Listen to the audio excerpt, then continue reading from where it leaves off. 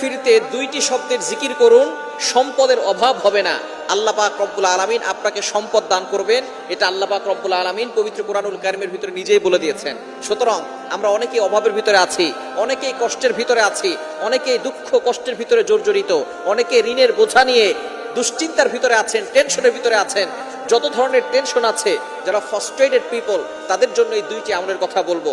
আমি নিজে করে উপকার পেয়েছি, যাদেরকে এই আমলগুলো বলেছি তারাও অনেকটা উপকার পেয়েছে, এবং নবীজি সাল্লাল্লাহু আলাইহি সাল্লাম নিজেই কথা জানিয়ে দিয়েছেন উপকারের কথা।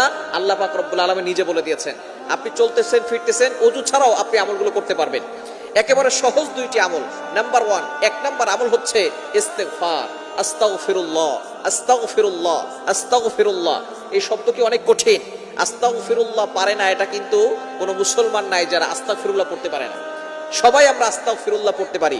এর উপকার কি কি আল্লাহ পাক রব্বুল আলামিন নিজে বলছেন। কোরআন খুলেন 29 নম্বর